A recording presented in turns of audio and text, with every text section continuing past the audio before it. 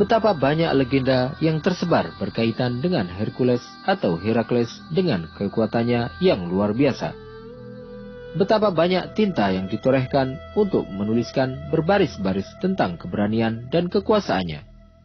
Bahkan Hollywood telah memproduksi tak kurang dari 10 film tentang Hercules, yang tidak lain berasal dari khayalan fiksi belaka. Kita tidak akan membahas tentang Herakles Yunani, atau dikenal juga di Romawi dengan nama Hercules, sang tokoh yang kisahnya lahir dari mitos dan ditampilkan sebagai pahlawan film-film Hollywood. Tetapi kita akan membahas tentang Hercules yang nyata, sang raja Romawi dan kaisar dari Kekaisaran Bizantium.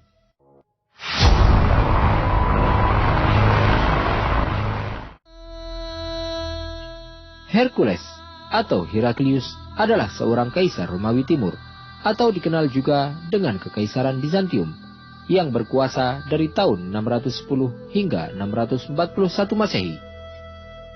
Pada tahun 608 Masehi, Heraklius pertama kali tampil di panggung politik saat memimpin pemberontakan untuk menggulingkan Kaisar Phocas bersama ayahnya Heraklius Tua.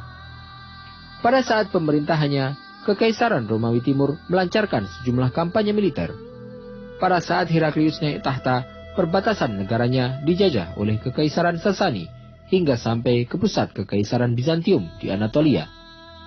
Putaran pertama peperangan tersebut berakhir dengan kekalahan Kekaisaran Bizantium, hingga akhirnya pasukan Persia melawan sampai ke Selat Bosforus. Tetapi karena Konstantinopel memiliki dinding tembok yang kuat, sehingga angkatan laut Heraklius berhasil mencegah terjadinya kekalahan telak bangsa Romawi. Kekalahan yang dialami oleh Romawi memaksa Heraklius untuk membayar upeti tahunan dengan jumlah yang sangat besar kepada Persia. Setelah itu, Heraklius mulai mengusir bangsa Persia dari Asia Kecil dan memperkuat militer Kekaisaran Romawi Timur. Pada akhirnya, Heraklius berhasil mengusir bangsa Persia, bahkan sampai masuk ke wilayah kedaulatan Persia untuk membalas dendam angkatan bersenjata negara itu secara telak dalam pertempuran Ninawa pada tahun 627 Masehi. Raja Persia Kisra II akhirnya digulingkan dan dihukum mati oleh putranya sendiri, Shah Kawat II. Kaisar Persia yang baru itu kemudian pada tahun 629 Masehi mengajukan kesepakatan damai dengan menawarkan pengembalian semua daerah yang sudah diambil Persia dari Romawi Timur. Hal ini membuat dua negara ini kembali menjalin hubungan secara damai.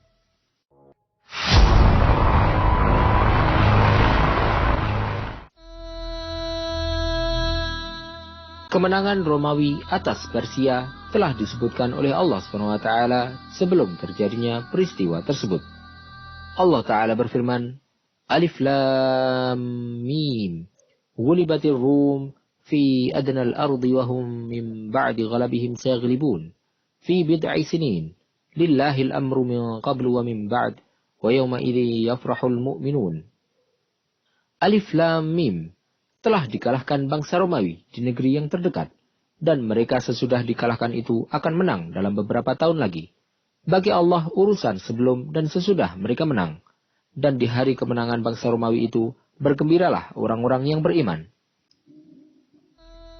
Ketika ayat ini diturunkan, Abu Bakar keluar untuk menemui orang-orang kafir Quraisy dan berkata kepada mereka, apakah kalian senang dengan menangnya bangsa Persia, para penyembah api, melawan bangsa Romawi dari ahli kitab?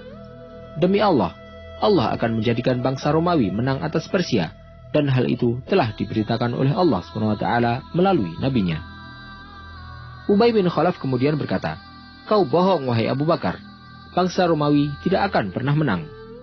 Abu Bakar menjawab, justru kau yang pendusta wahai musuh Allah. Kaum musyrikin kemudian berkata, apakah kamu berani menjamin kabar itu dengan kami? Abu Bakar pun menyetujui permintaan itu. Orang-orang kafir Quraisy saat itu menganggap bahwa tidak mungkin bagi bangsa Romawi untuk memperbaiki kekalahan yang telah mereka derita dengan mengalahkan bangsa Persia dalam beberapa tahun mendatang, karena tidak ada sedikit pun tanda-tanda yang menunjukkan hal tersebut. Sedangkan kaum muslimin mereka yakin dengan kemenangan bangsa Romawi, karena hal tersebut disampaikan oleh Allah SWT dalam Al-Quran. Orang-orang musyrik itu kemudian kembali berkata, beberapa tahun mengandung arti antara 3 sampai 9 tahun. Maka kita ambil tengah-tengahnya sebagai batas taruhan kita. Mereka pun sepakat. mereka akan mengambil taruhannya setelah 6 tahun berlalu. Tetapi ternyata setelah berlalu masa 6 tahun tidak terjadi apapun. Maka orang-orang musyrik pun bergembira dengan hal tersebut, dan mereka mengambil jaminan dari Abu Bakar. Tetapi ketika masuk tahun ke-7, bangsa Romawi pun mengalahkan pasukan Persia, dan pada saat itu banyak dari kaum musyrikin yang akhirnya masuk Islam.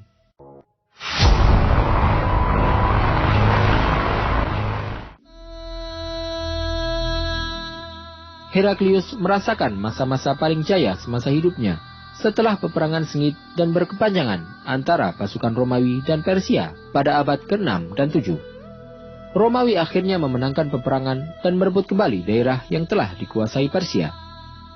Tanggal 14 September 629 adalah momen yang paling bersejarah bagi Heraklius karena kembalinya kekuasaan Kristen di timur.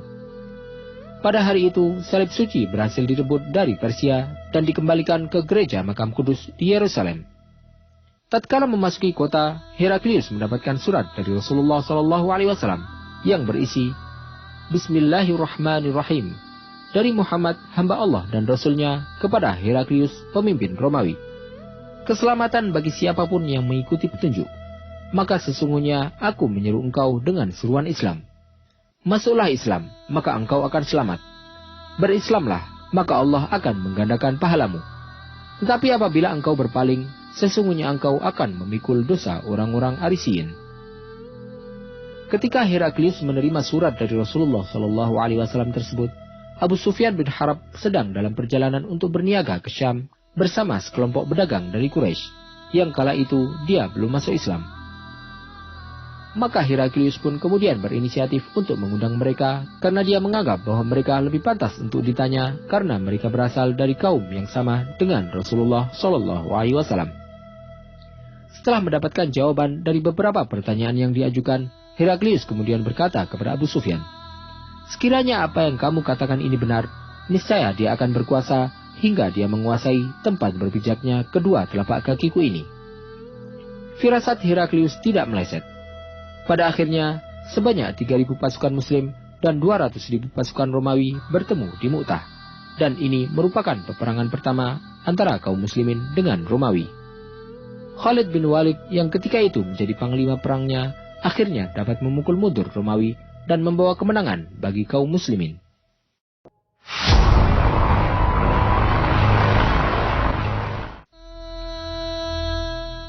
Dalam peristiwa dialog Heraklius dengan Abu Sufyan, di akhir pertemuannya, Heraklius berkata, aku tahu bahwa Nabi ini akan keluar, tapi aku tidak menyangka bahwa dia akan berasal dari kalangan kalian.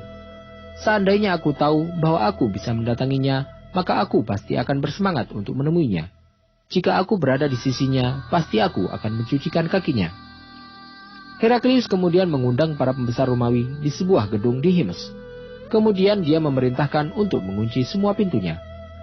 Heraklius muncul, kemudian berkata, wahai orang-orang Romawi, maukah kalian untuk hidup sejahtera dan berada di jalan yang lurus, serta kerajaan kalian tetap berdiri? Jika kalian mau, maka berbaiatlah kepada Nabi ini. Orang-orang yang hadir pun serentak berhamburan untuk meninggalkan Heraklius dan pergi menuju pintu keluar. Tetapi mereka mendapati bahwa semua pintu telah dikunci. Ketika Heraklius melihat bahwa para pembesar Romawi dan pelayannya tidak mau untuk mengikuti Nabi, dan dia tidak memiliki harapan bahwa mereka akan beriman, Heraklius kembali berkata kepada mereka, berkumpullah ke sini. Sesungguhnya aku menyampaikan perkataanku tadi untuk menguji keimanan kalian dalam agama Nasrani, dan aku sudah melihatnya. Orang-orang Romawi itu pun kemudian bersujud di hadapan Heraklius dan kembali tunduk kepadanya. Selain itu, dalam sebuah riwayat disebutkan bahwa Heraklius kemudian membalas surat yang dikirim oleh Rasulullah SAW dengan mengirimkan surat balasan secara sembunyi-sembunyi yang isinya, kepada Ahmad, utusan Allah yang telah diberikan kabar gembira oleh Isa dari Kaisar Romawi. Suratmu telah sampai kepadaku yang dibawa oleh utusanmu. Aku pun bersaksi bahwa engkau adalah utusan Allah. Kami mendapati hal tersebut dalam Injil. Isa putra Maryam telah memberitahukan kabar gembira tersebut kepada kami. Aku pun telah menyeru orang-orang Romawi untuk beriman kepadamu. Tetapi mereka menolaknya. Jika saja mereka mentaatiku, maka jauh lebih baik bagi mereka. Aku sungguh berharap jika aku bisa berada bersamamu, sehingga aku bisa menjadi pelayanmu dan mencucikan kedua kakimu." Inilah akhir riwayat Heraklius, sang Raja Agung dan Kaisar yang dielu-elukan oleh bangsanya. Dia mengetahui kebenaran, tetapi tidak mengikutinya, karena kalah dengan godaan nafsu dan tahta kekuasaannya. Pada akhirnya, dia lebih memilih kekuasaan dan kerajaannya dibandingkan dengan mengikuti kebenaran yang dibawa oleh Rasulullah SAW.